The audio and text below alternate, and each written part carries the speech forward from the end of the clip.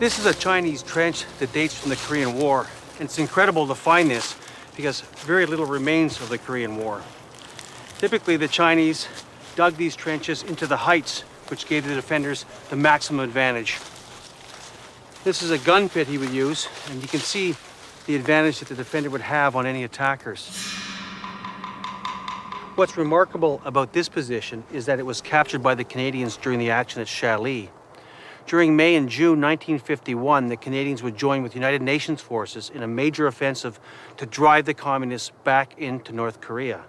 And to be successful, they would have to overcome positions such as this and a very determined enemy.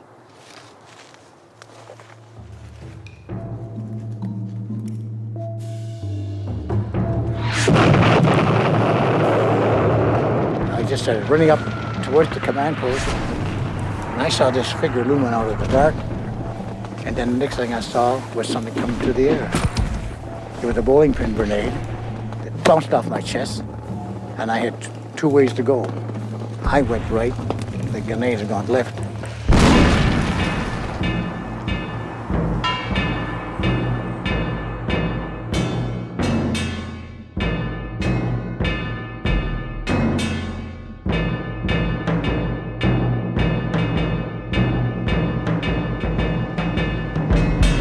This is the South Gate, and it's one of the few buildings that remains from ancient Korea, and it's even one of the few buildings that remains from the Korea of 1950s. One of the problems in retracing the steps of the Korean War is so much has changed that there's only a few buildings that still remain. This is a 14th century Asian type pagoda, and you can actually see the bullet holes from the occupation of Seoul in 1950 by North Korean forces. And of course, there's one other place we can go, which is the old traditional market.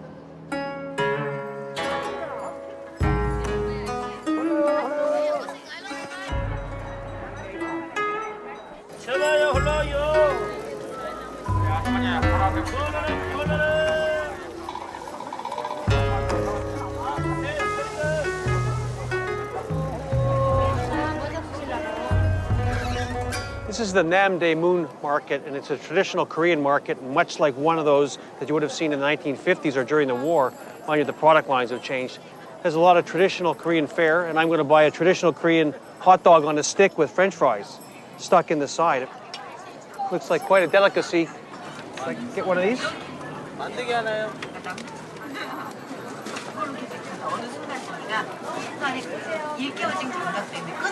Thank you. This is very good for your cholesterol.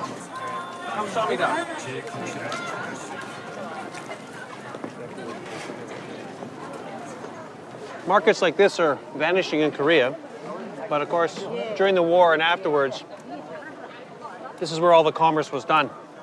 And it still has a traditional flavor to it, just like the ketchup on my hot dog.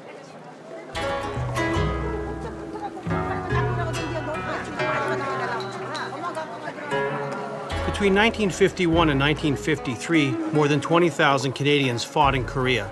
And although the country has changed dramatically, if we look hard enough, we can still uncover evidence of the war. So during the Korean War, one of the things that everybody talks about, every one of the veterans, is the Korean porters and how they carried all the supplies up the hills. And one of the things they used was these A-frames. And they're still being used today in the market here. I guess you can rent them out and they can come and deliver product to somebody in the market. But it's amazing that this is what everybody talks about, and here's an example of one of them.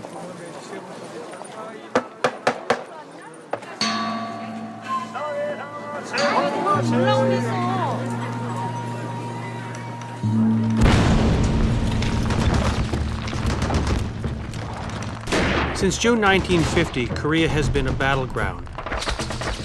A series of fierce battles between United Nations forces and the communist armies of North Korea and China have left the country in ruins and claimed hundreds of thousands of lives.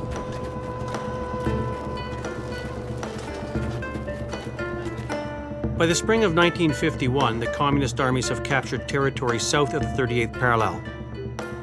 But now the UN is gearing up for a massive counterstroke.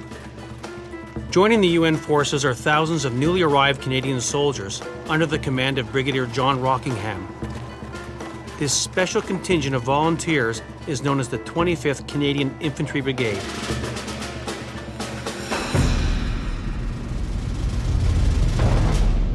We're driving through the valleys where the 25th Canadian Infantry Brigade advanced in May 1951. It was part of the push north towards the 38th parallel, and this was the first action for a number of the Canadian battalions, including the 2nd Battalion Royal Canadian Regiment. And with me is Ed Mastronardi, who's coming back to this area for the first time since 1951. And Ed, what was it like for you guys before you came into the line here? Rockingham wanted us all to get into shape. So he conceived an exercise called Chail-Li Horse, which was to be a series of company attacks up the hills just outside of Pamunjom.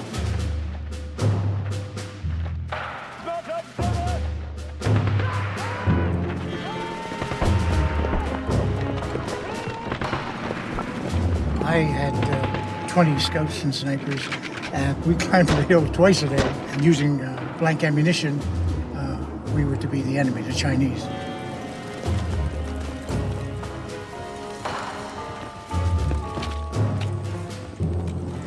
Rockingham was determined that we weren't going to move anywhere till he felt we were ready. After only 2 weeks of training, the Canadians are ordered into action, and they begin their advance north through the Pamunjom Valley, pursuing the fleeing Chinese army.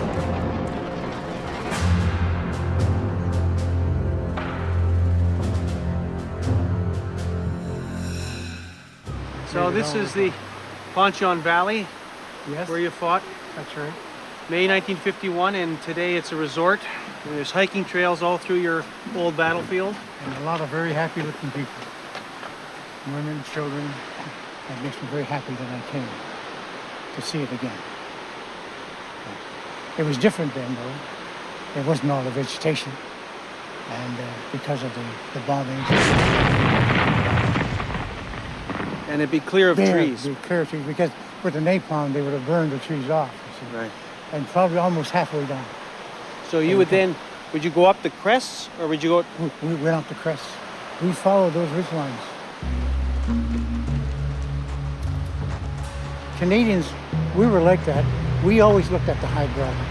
High ground is a dominant feature. It's the hardest work, but it is the safest way to go. It's worth the sweat.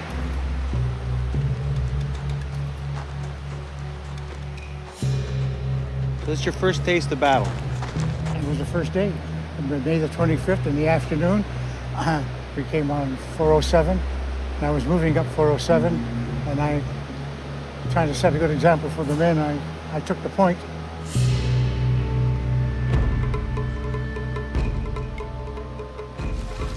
About a third of the way up 407, as I moved around a corner, Chinese soldier came from underneath the boulders.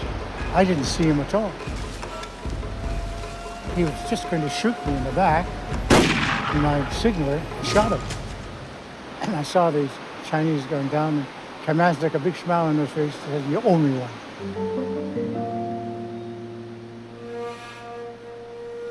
We just started, and how close I had come, and it made me realize that, this was going to be serious. They were just trying to slow us down at this point. And we thought they would keep doing that. But that turned out not to be the case.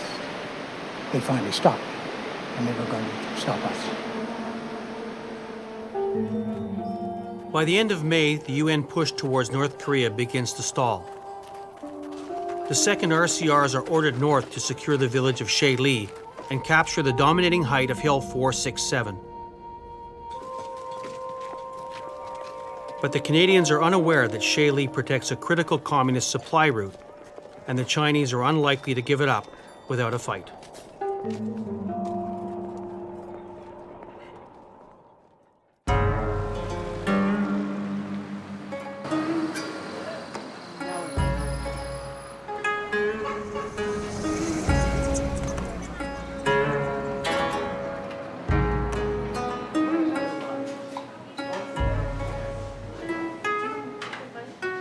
We are on the outskirts of the village of Chail-Li, which was the battlefield of the 2nd RCR at the end of May 1951.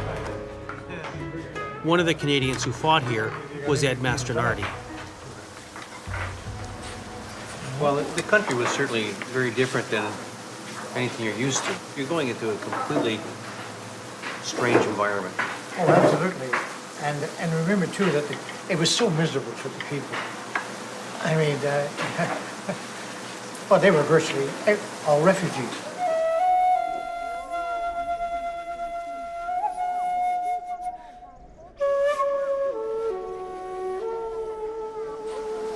They were frightened. They were terrified. They were frightened.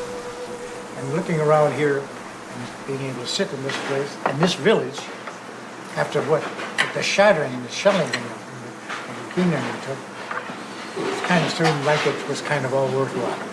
And it was really wonderful. And it kind of makes you feel kind of proud. I'll have some more beer myself.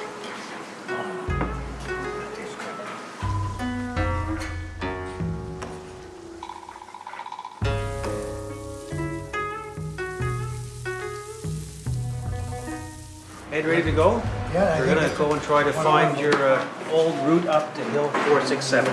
Okay, let's do that.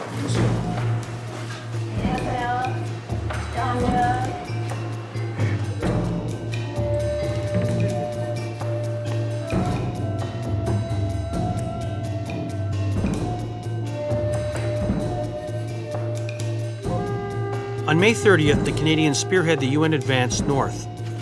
And at 7 a.m., the 700 men of the RCRs launched their assault towards the village of Chail-Li.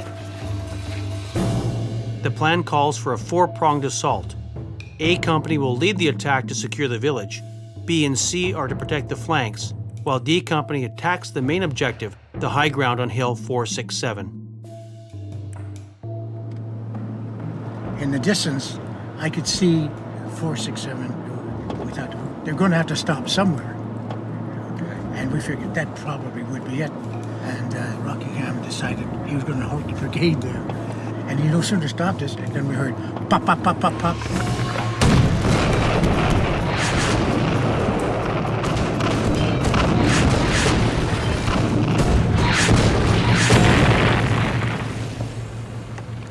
So Ed, do you recognize any of these features? Oh, yes. That looks like the two Twin Peaks, 464, 467.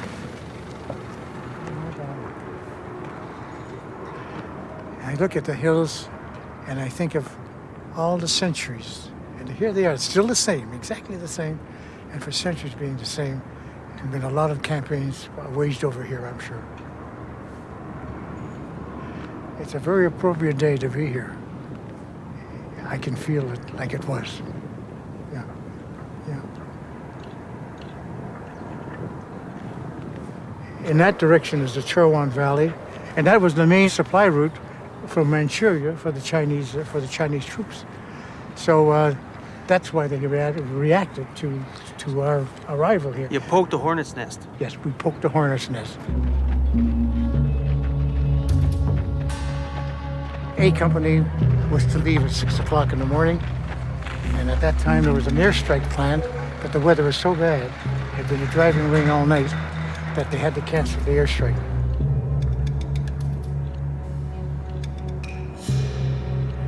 We couldn't get the proper artillery support.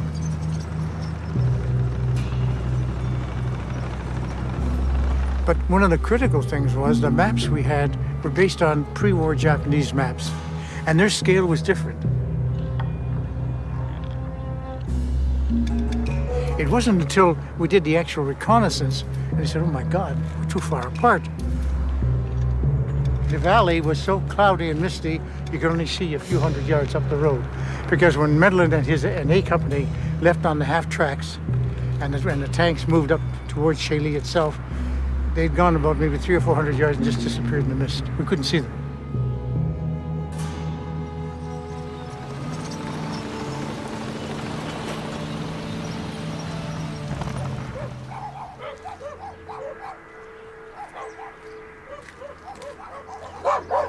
This is the old village of Chail-Li, and on May 30th, 1951, it was the objective of A Company of the Royal Canadian Regiment. And by 7 a.m., they had secured the village, and of course this allowed the other parts of the operation to take place, particularly against 467, the big height to the north. But by 11 a.m., all along the front, everyone was noticing a lot more Chinese activity. They were mortaring the positions, there was more artillery coming in. And here in Chail-Li, they could see that the Chinese were trying to infiltrate around their positions to the rice paddies in the south and along the ridges to the north.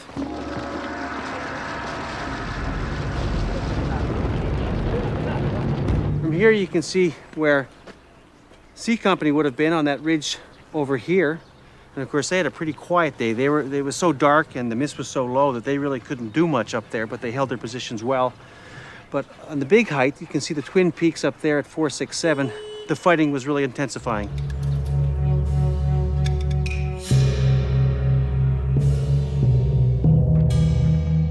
The men of D Company advance up the steep ridges leading to the summit of Hill 467. But as they near the top, they come under heavy machine gun fire from well-entrenched Chinese positions.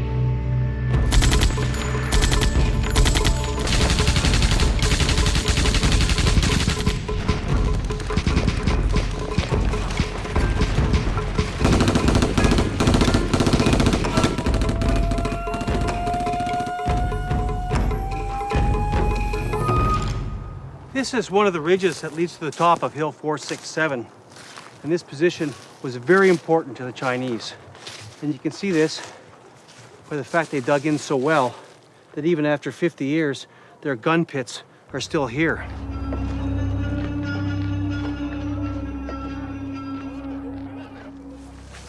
You can see they used stone. You can see a little mound here to protect the gunner. And of course, it's here to protect the re-entrant on this side of the ridge. On the morning of May 30th, 1951, 11 Platoon of the Royal Canadian Regiment stormed this ridge and, believe it or not, took it very quickly. And then they proceeded to advance to the summit. They were supposed to meet up with number 12 Platoon, who were advancing up that ridge over there. The problem is the Chinese machine guns on the summit had stopped their advance and inflicted many casualties.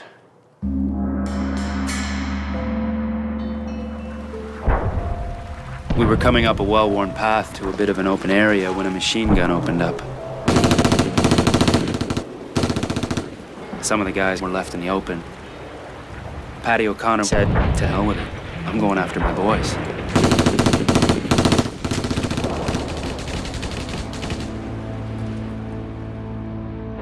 As the battle for 467 rages, the situation deteriorates.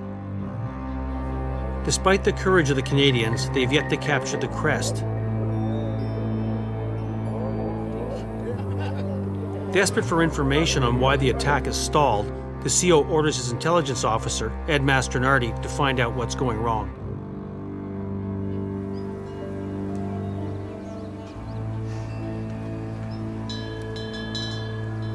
So you've been told to go and find out what's going on. What's going on? Exactly, because we couldn't get communication, and we're getting all these reports that the Chinese were moving down, and we wanted to know, well, where are they? So up we here, couldn't see anything. you come up this valley. Yeah, Now, those are the two peaks, right? yeah. That's 464. 467, that's right. Okay. And they were moving up they were moving up that side there. Okay. What did you think when you saw them? I said, oh my God, we got a problem. And then when I reported it to Keane, the first thing he had to do was to tell Rockingham. And when he told Rockingham, with Medlin in trouble here, he had ordered Keane to pull back to the start line. Does Rockingham make the decision right away? Oh yeah, right away.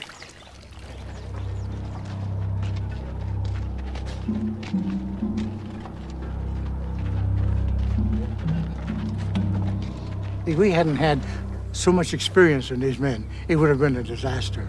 But a lot of the guys were Second War vets, and they cooled down the new guys, and this was you couldn't have had a more important learning experience for what was to come in the future than the battle we fought here.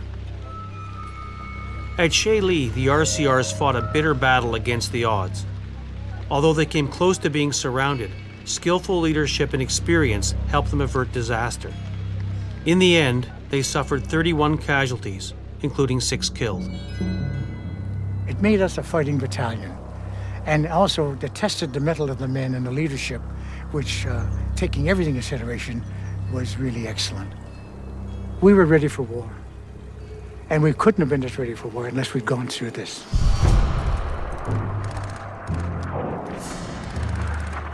The next day, attacking with overwhelming numbers and air support, Chail-Li falls to the Americans. And over the next month, the UN forces continue to push back an exhausted Chinese army. In July 1951, the Chinese surprised the UN by requesting peace talks. It now appears that the Korean War may soon be over.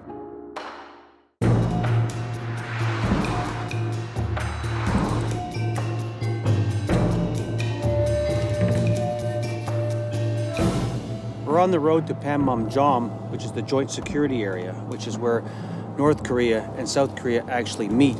And it's there that they try to negotiate any changes or issues that take place even today. It was also the location of the peace talks back in the fall of 1951.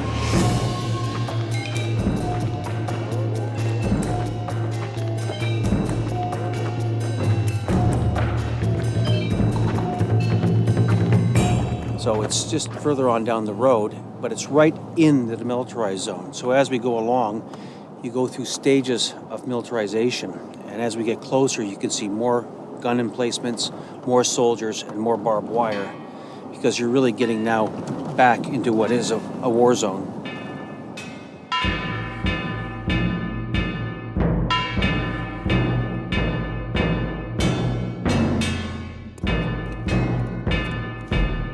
This is the joint security area at Pamunjom, and this is where the peace treaty negotiations took place during most of the Korean War. Today, this is still the front line between North Korea and South Korea.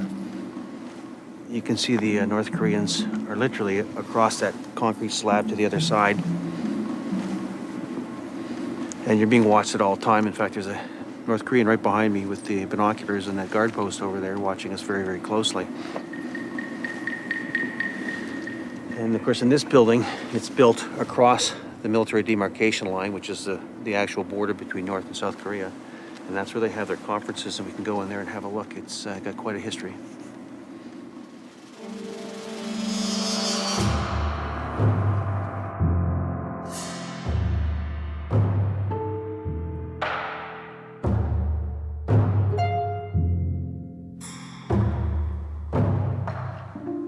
This building is used for negotiations between the North and the South, Americans and the joint security agencies, and the communists. And of course, what's unique about this building is it's built right along the border between North and South Korea. This table marks the line. The set of microphones along here is the border, and I'm now in North Korea. There's a lot of problems in these negotiations. There's a lot of little propaganda pieces being used all the time. You'll often see North Korean soldiers peering through the windows and making certain types of gestures like this.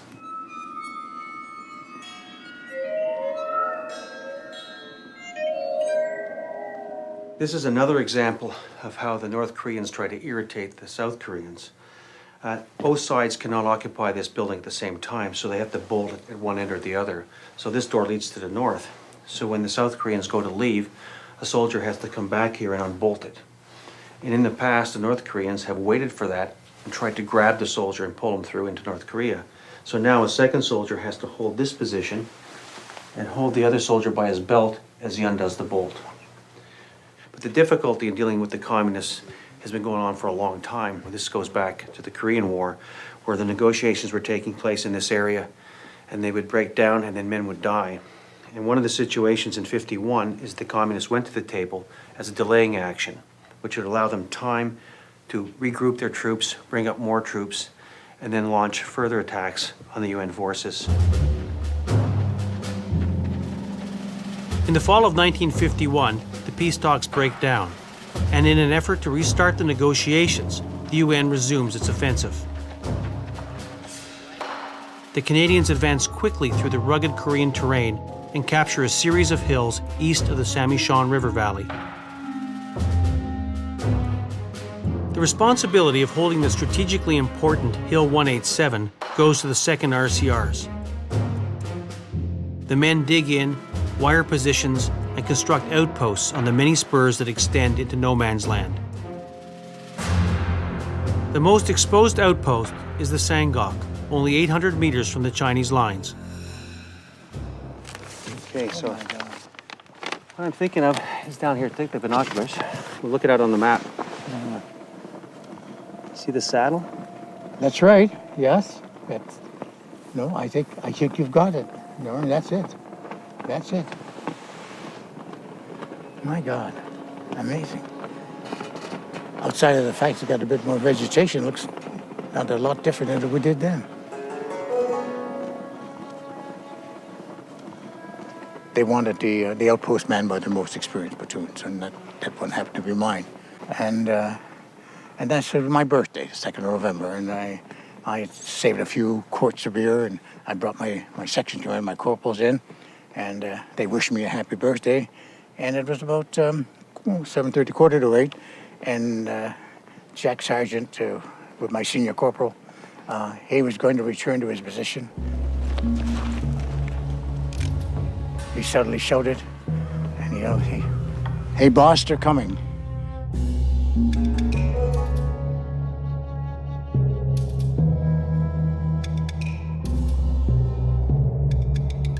We could hear some movement up towards the wire. And suddenly a voice shouted out in absolutely perfect English, "Canada boy, tonight you die." I got kind of startled. I said, "Well, come and get us, you son of a bitch." And they did. My signal said, "They're just over to the left." And there were 3 of them running right towards me. I had a flare pistol and my 9mm Browning. I shot 2 of them with my 9mm and 1 with the flare pistol. I put a new mag in my 9mm, and then suddenly they charged us through the same gap again. And there was a bugler standing there, oblivious to anything, blowing away, and he was moved within 10 feet. And I shot the bugle right to the back of his neck. It was a terrible thing, but there it went. But we didn't hear any more bugle calls from there. Suddenly Jack Sargent reported, "They're coming in on me."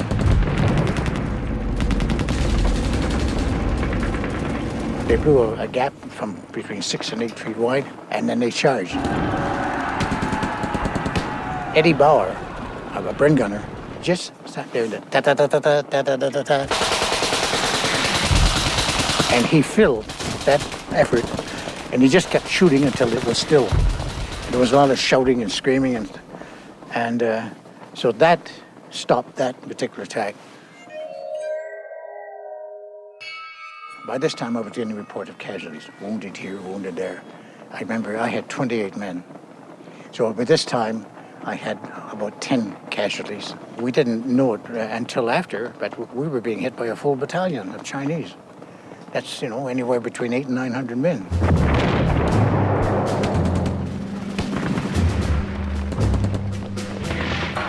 So I reported back that we're running out of ammunition. And I said, it's going to be hard, it's going to be difficult. And suddenly a voice came booming on an effort. "This is Big Sunray." It was the brigadier. He said, "Ed, you've got to hold. You're the cork in the bottle." I said, "I'll do the best I can, sir."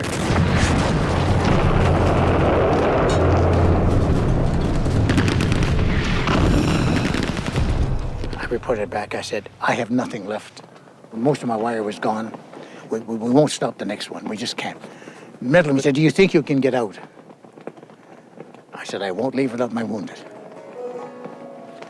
Because you boxed me out with artillery." Then it was just a matter of moving out of the wire. And then I called in the stonk, and they started hammering the position.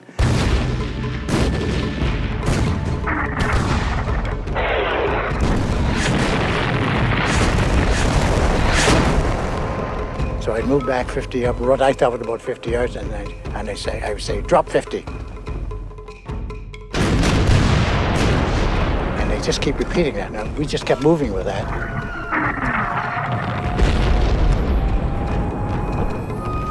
It was well after 4 before the first elements of my guys got to the company wire. I had, at that point, I had 15 wounded, 1 killed, and we left Campo. One platoon was given the order to reoccupy the position, and I said, I want to go back too. I want to get Campo. We saw Chinese bodies hanging on a wire in the position, and by the time in the Monday count, it was anywhere between 45 and 50. And we picked up 5 wounded prisoners. And there was Campo in the slit trench with his rifle. He'd been protecting the wounded.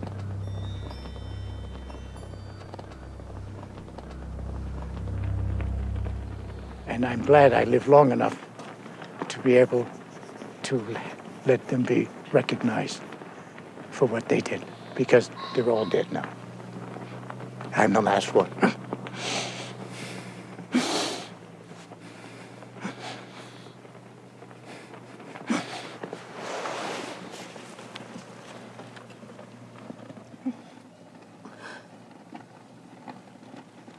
I remember them every birthday, every 2nd of November is my time. I think about Remembrance Day. My Remembrance Day is the 2nd of November. I've never forgotten it, and I do the same thing every 2nd of November. I get by myself, I pour myself a drink, and I sit there and I think about 2 platoon, Able Company, the Flying Deuce, and 28 heroes.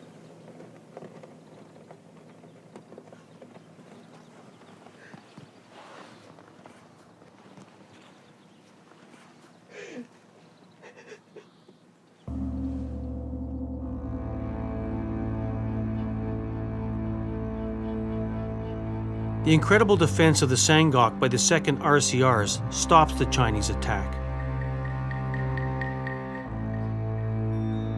But within days, further along the Canadian line, the Chinese strike again.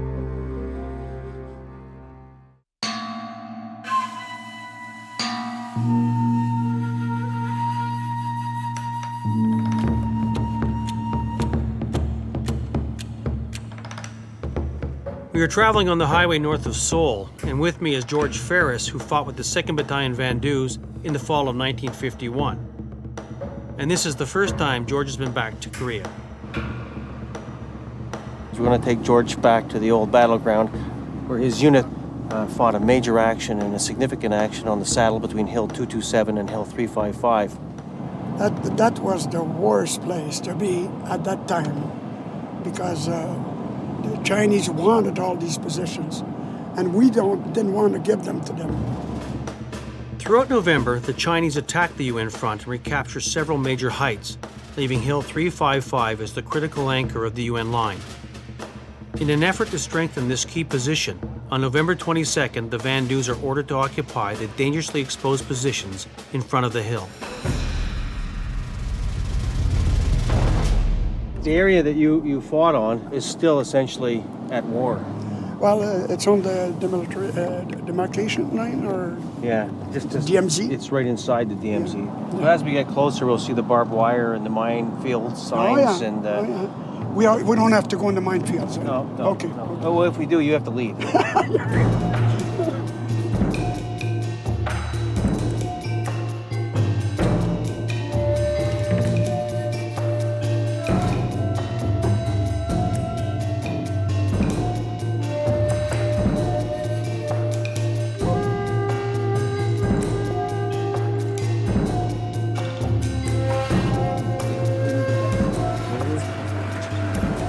George, here we are. I see some of it. Oh, yeah. So we're going to take the what would be the supply route up, I guess. Oh, yeah. Up to what would have been the Jeep head. Yeah.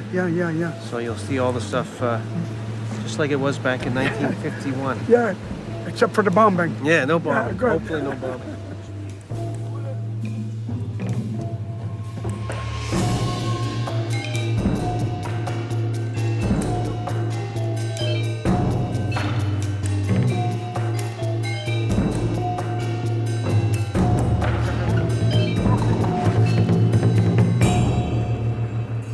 There we go. Pack up on the hill.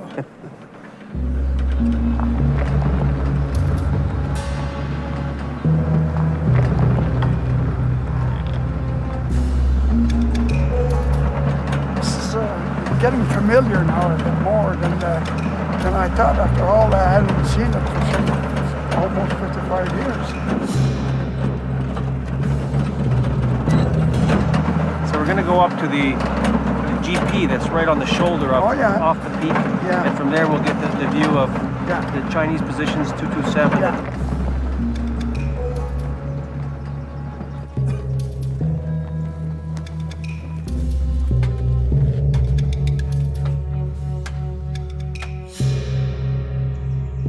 Well, there it is.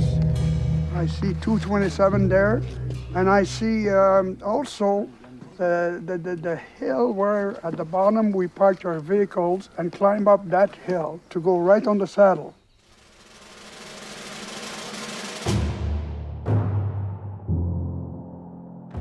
As I was going up to take the position, I met the British coming out of the hill. And as they came down, they said, okay, good luck, guys. Be careful, at 4 o'clock, the enemy will start firing at you. And we took it with a grain of salt, you know. We got up on top of the hill, and it was a hot dog stand that they had their weapon in. My couple and I didn't like the idea of going in a hot dog stand, so we decided to move the gun. And around 4 o'clock, as they had predicted, they start firing.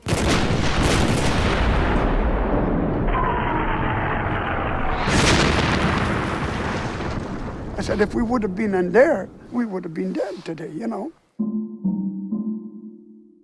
Well, the first night we carry on digging, and we were being shelled by the enemy. You're in your hole, and you keep your head down, and you hope that it's going to stop soon, and it's scary. We had a dugout. The roof was supported by a beam of wood. I don't know where they got this tree here, but a big piece of a big beam of wood.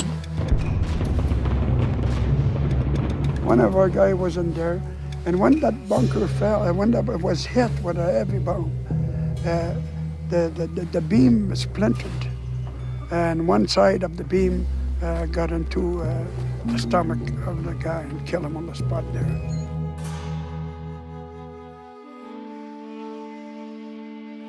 You wish that it ends quick, and when it's heavy, you feel like a rat, you're caught.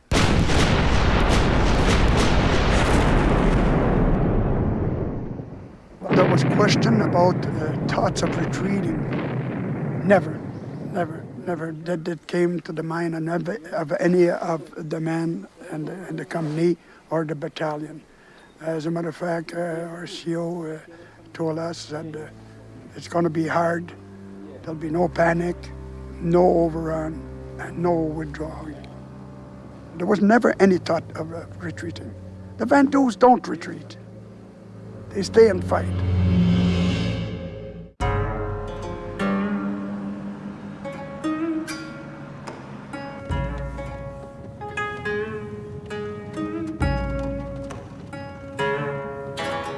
Right now, George and I are traveling along the DMZ towards Hill 210.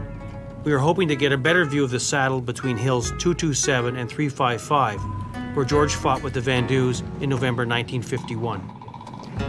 Well, now it's starting to look like something that I recognize. I see it in the way that I used to see it.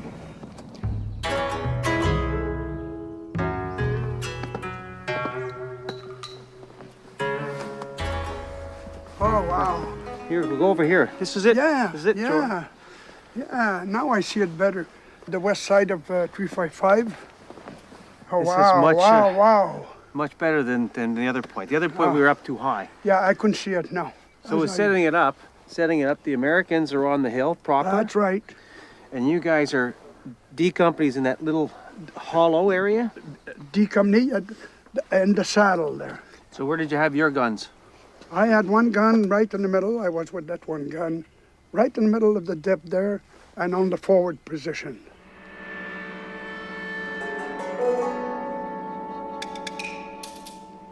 So you're very, very close to 227 all the time. 227, I said a guy with maybe a 7 or 6 iron playing golf could have put the ball on top of the hill there. That's how close we were. On the 23rd, the Chinese launched the major assault on 355, and they Okay. drive off the Americans. The Americans bugged out. Yeah, Now, you're right, yeah. You're now in a very bad position because Yeah. the Chinese have 227, And they have, this huge, That's right. humongous Hill 355, Yeah. and you guys are piggy in the middle. Hundreds of Chinese troops swarm onto the heights of 355, driving the Americans from the hill. Now they turn their attention to the Canadians and begin to attack the Vandus from 3 directions. If the Chinese can dislodge the defenders from the saddle, they will control Hill 355 and threaten all the Canadian positions to the south. Our forward platoon is in a very bad situation because 227, the enemy on that position, could see that platoon. So they were just firing down on them.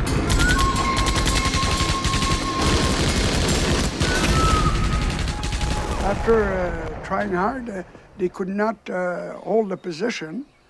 So they just moved the platoon out of there. And then here I am in the thick of battle, trying to see somebody, ready to shoot. And then I hear some noise, some people climbing the hill. Then I heard somebody say in French to me, don't fire, don't fire. This is Lieutenant MacDuff from the Vandus. And my fingers were white from pressing on that trigger. I was just about to let it. I almost killed the poor people. I almost killed them. But I didn't. And one of the soldiers was told probably to go and report to the major that they had been overrun and they had moved to join the other platoon. So he said, are the men all gone? He said, yes, they're all gone. So that's when he asked for support fire, tank fire, to hit the position where the enemy had captured.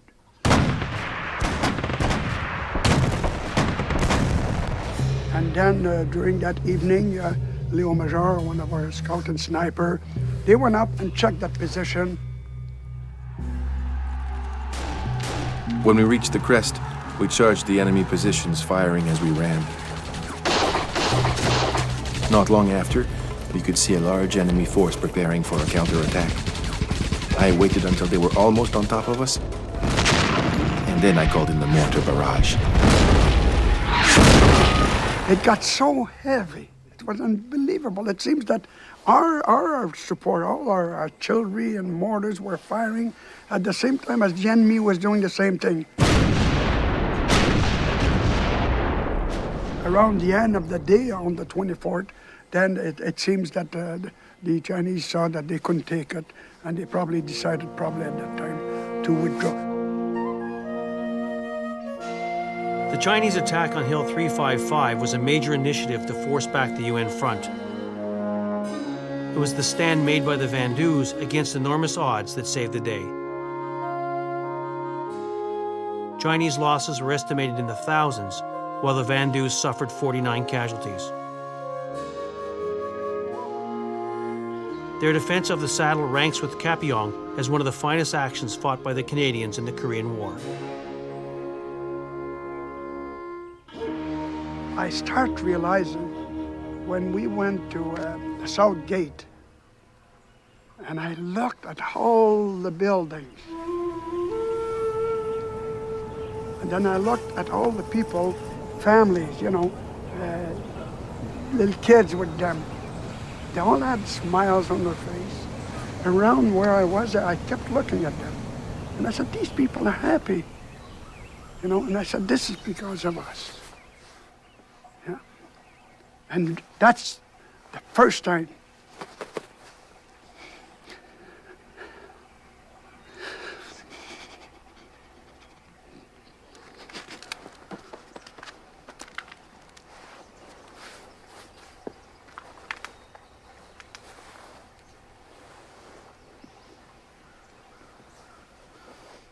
Canadians, man or woman that came here, should be proud. They did a goddamn good job. And I'm proud, and I'm especially proud of my regiment. Le 22. Je me souviens.